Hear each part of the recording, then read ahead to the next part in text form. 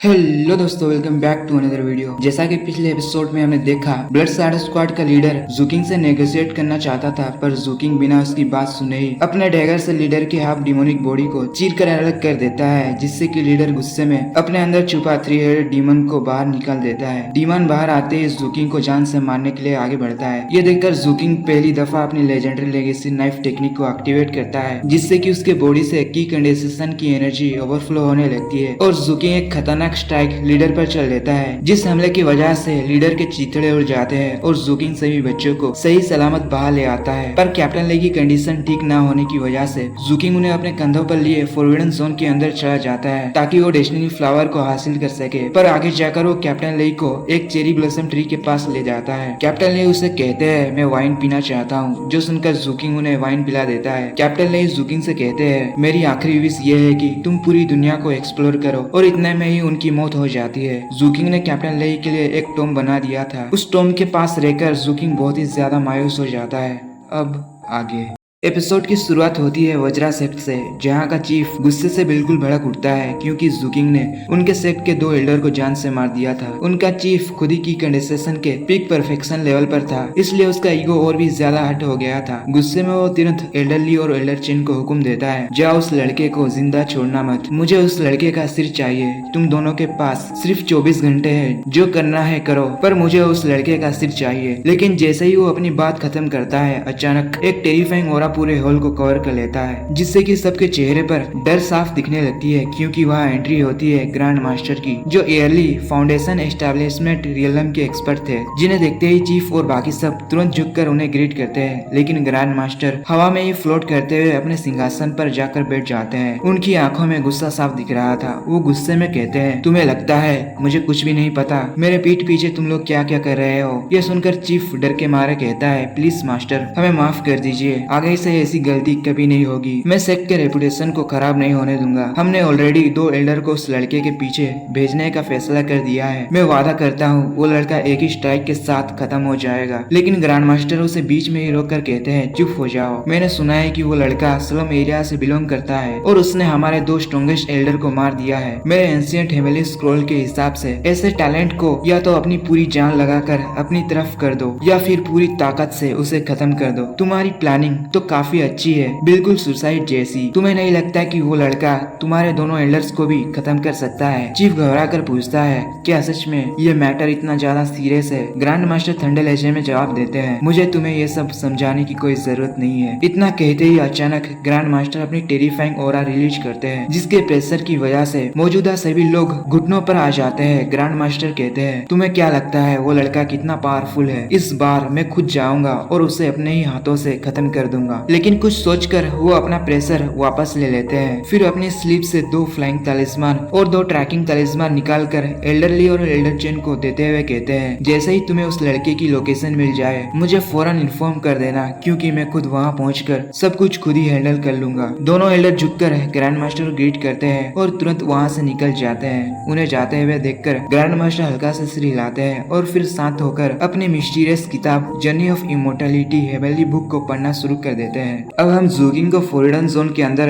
एक छोटे से घर में देखते हैं। वहाँ अकेला बैठा हुआ वो कैप्टन ले की बातें याद करता है, जहाँ कैप्टन ले ने कहा था व्हाइट पिल्स की वैल्यू स्पिरिट कॉइन के बराबर होते हैं और तुम्हें एक दिन मास्टर बाई की काइंडनेस का बदला जरूर चुकाना होगा। ये याद आते ही जुकिंग के मन में एक सवाल उठता है, क्या मैं सच में 5 मेडिसिनल हर्ब्स को मिक्स करके व्हाइट पिल्स बना पाऊंगा? इसी सोच के साथ वो तुरंत एक्सपेरिमेंट शुरू कर देता है। वो 5 मेडिसिनल हर्ब्स को केयरफुली कंबाइन करता है, लेकिन जैसे ही प्रोसेस आगे बढ़ता है एक अजीब सी गैस रिलीज होने लगती है। फिर भी जुकिंग रुकता नहीं। वो उस एनर्जी को इग्नोर करके पिल्स को सेप देता है, लेकिन रिजल्ट एक्सपेक्टेड नहीं होता, क्योंकि व्हाइट पिल्स के बजाय वो पिल्स ब्लैक कलर में ट्रांसफॉर्म हो जाते हैं। थोड़ा सोचने के बाद जुकिंग सुबह एक केज में बंद शैडो उल्फ के पास जाता है। जैसे ही उल्फ उससे देखता है उसके मुंह से लाल टपकने लगते हैं, लेकिन जुकिंग उसी ब्लैक पिल को मीट के टुकड़े में लपेटकर उस उल्फ की तरफ फेंक देता है। जैसे ही शैडो उल्फ उसे खाता है उसकी बॉडी वायलेंटली रिएक्ट करने लगती है। वो वुल्फ जोर जोर से तड़पने लगता है और कुछ ही पलों में उसकी मौत हो जाती है। ये देखकर जूकिंग धीरे से कहता है, मैंने व्हाइट पिल्स नहीं कुछ और ही बना दिया है। ये पिल्स एलियन ट्राइड्स को ऑब्जर्व करके म्यूटेशन पॉइंट को ट्रिगर कर रहा है। उसके चेहरे पर टेंशन साफ दिखती है और वो आगे कहता है, मुझे इस जगह से जल्दी निकलना होगा। तभी उसे जूनियर की बात याद आती है। इस टोकन के थ्रू वो नियर बाय टेलीपोर्टेशन एरिया को फ्री में यूज कर सकता है और कीज़ुइतोंग सिटी जाकर 7 पीपल एग्जाम दे सकता है। ये याद आते ही जूकिंग तुरंत तेजी से स्कैवेंजर कैंप से बाहर निकलने लगता है। लेकिन दूसरी तरफ दोनों एल्डर्स चुपके से एक दूसरे को सिग्नल देते हैं और तेजी से जूकिंग का पीछा करने लगते हैं। जैसे ही जूकिंग उनकी प्रेजेंस को फील करता है वो तुरंत छुप जाता है। उन्हें देखकर वो मन में सोचता है, मुझे सबसे पहले सेफली टेलीपोर्टेशन एरिया तक पहुंचना होगा। पर तब तक देर हो चुकी होती है क्योंकि एल्डर चेन अपना स्वॉर्ड तेज रफ्तार से जूकिंग की तरफ फेंकते हुए कहता है, बच्चे तुम यहाँ से बचकर नहीं जा पाओगे। वो स्वॉर्ड सीधा जाकर जूकिंग के छुपने की जगह को पूरी तरह से डिस्ट्रॉय कर देता है। अब जूकिंग मजबूरन सामने आता है और परेशान होकर कहता है, ये दोनों वज्रा सेक्ट के 9th लेवल के एल्डर्स है। वो अभी सिचुएशन समझने की कोशिश कर रहा होता है कि एल्डर ली तुरंत अपने वेपन से जूकिंग पर अटैक कर देते हैं। लेकिन जूकिंग उस हमले को अपने डैगर से रोकने की कोशिश करता है, पर कम कल्टीवेशन होने की वजह से वो सीधा इंजर्ड होकर दूर जा गिरता है। खुद को संभालते हुए वो कहता है, ये दोनों बहुत ही पावरफुल ओपोनेंट है और ये दोनों मुझे दिक्कत में डाल सकते हैं। इसी बीच जूकिंग एक रिस्की मूव करता है। वो अपनी ब्लैक पिल एल्डरली की तरफ फेंक देता है, लेकिन एल्डरली उस पिल को आसानी से अपनी 2 उंगलियों से पकड़ लेते हैं। लेकिन ये सब तो जूकिंग की चाल थी। अचानक वो ब्लैक पिल एक्सप्लोड हो जाती है और उसके अंदर से वही मिस्टीरियस गैस फैलने लगती है। इस मौके का फायदा उठाकर जूकिंग तुरंत वहाँ से भाग निकलता है। भागते हुए वो अपने मन में कहता है, पास में ताइगू सिटी है, मुझे वहाँ पहुँचना होगा क्योंकि वहाँ के फॉरबिडन जोन के लेयर्स मुझे अच्छी तरह से पता है। और ये सोचकर वो ताइगू सिटी की तरफ रवाना हो जाता है। कुछ देर बाद दोनों एल्डर्स भी वहाँ पहुँच जाते हैं। जैसे ही एल्डरली आगे बढ़ते हैं, एल्डर चेन उसे रोकते हुए कहते हैं, ये तो फॉरबिडन जोन का एरिया लग रहा है और ग्रैंड मास्टर ने खुद कहा था कि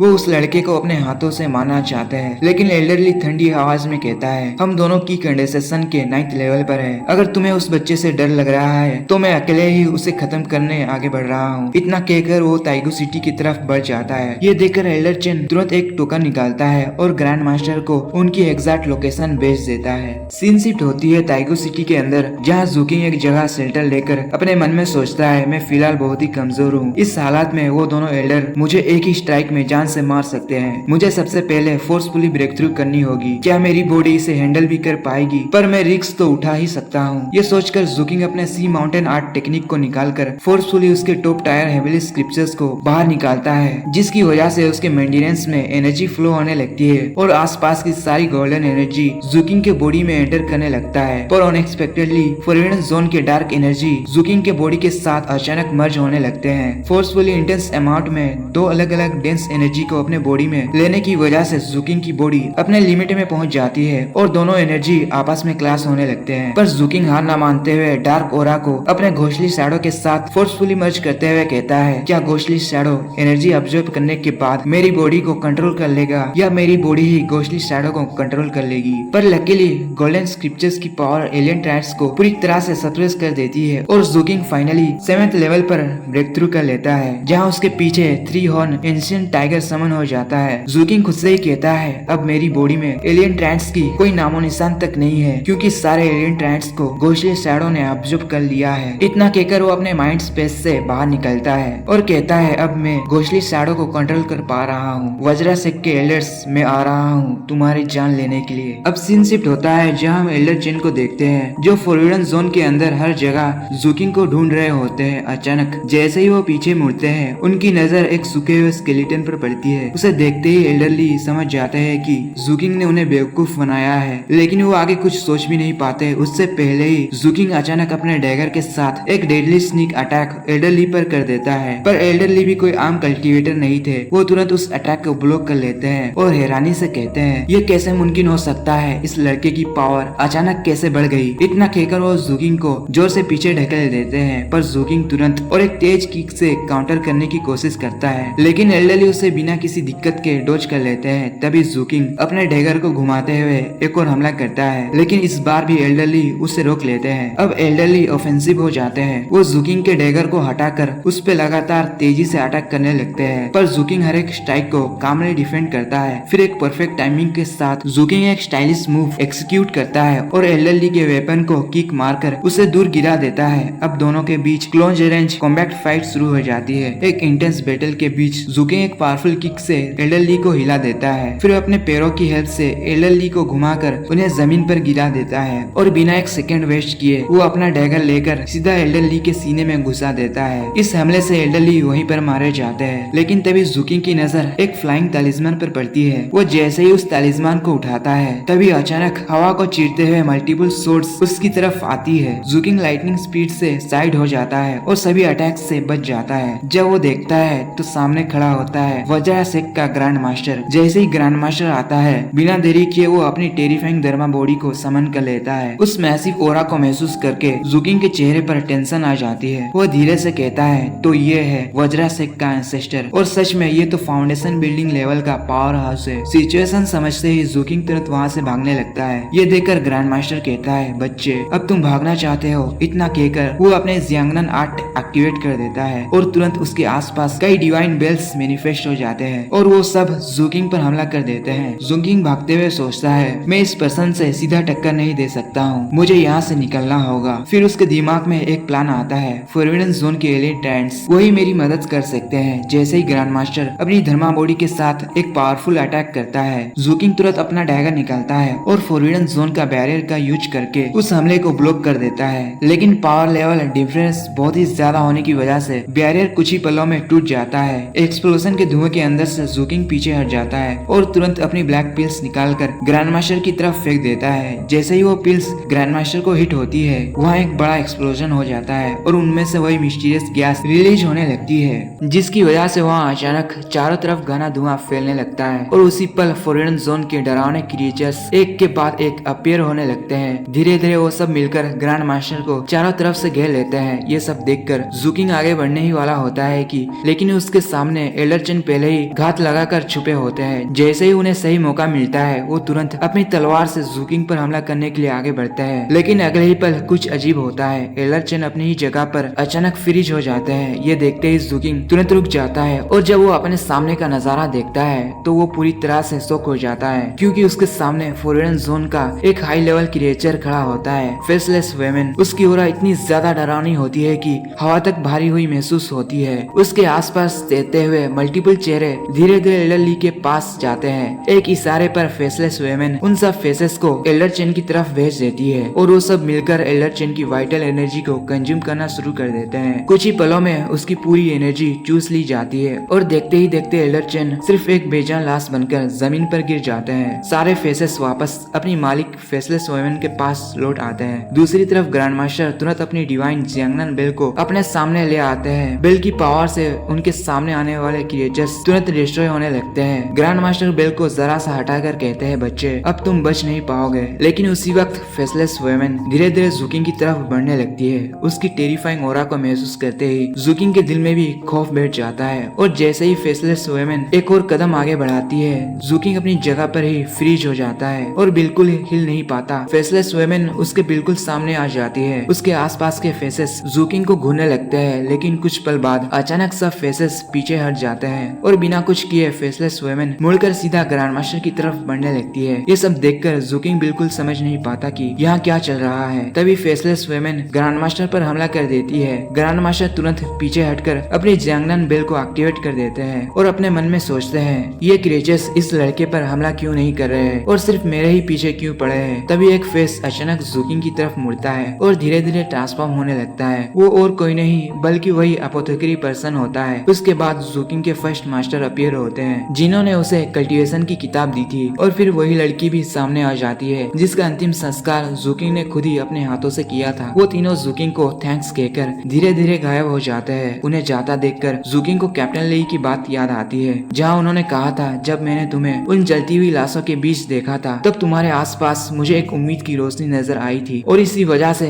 इस जालिम दुनिया में मैं सिर्फ तुम पर ही सबसे ज्यादा भरोसा करता हूँ। ये याद आते ही जुकिंग धीरे से कहता है क्या इसीलिए तुम लोग मेरी मदद कर रहे हो क्योंकि मैंने तुम्हारी डेड बॉडीज को जलाया था? क्या इसे ही कर्मा कहते हैं? मेरी मदद करने के लिए थैंक यू सो मच। इतना कहकर जुकिंग वही फ्लाइंग तालिस्मान निकालता है और उसे एक्टिवेट करके तेज रफ्तार के साथ ताइगू सिटी से बाहर निकल जाता है। तब हम उसी डोल को भी वहाँ पे देख पाते हैं। अब हम वज्रासेक का सीन दिखाया जाता है जहाँ चीफ के पास 2 कल्टीवेटर आकर रिपोर्ट देते हैं। ग्रैंड मास्टर उस लड़के के पीछे रवाना हो गए हैं ताकि उसे अपने हाथों से ही जान से मार सके, पर उनकी सारी बातें जुकिंग चुपचाप सुन लेता है और सीधा चला जाता है वज्रा सेट के ट्रेजर पवेलियन के अंदर, जहाँ कई सारे ट्रेजर्स और स्पिरिट कॉइन मौजूद थे। जुकिंग अपने मन में कहता है मैं इन सारी चीजों का जो चाहे वो कर सकता हूँ। ये सोचकर वो चारों तरफ वाइन छिड़कने लगता है और छिड़कने के बाद वाइन के जार को फेंक कर वहाँ से जाते हुए कूल अंदाज में वहाँ आग लगा देता है। जुकिंग धीरे से कहता है आज का स्कोर बिना डिले के सेटल हो गया है। उसके बाहर जाते ही ट्रेजर पवेलियन पूरी तरह से डिस्ट्रॉय होने लगती है। ये सब देखकर चीफ गुस्से में कहता है किसकी इतनी हिम्मत हुई ये सब करने की,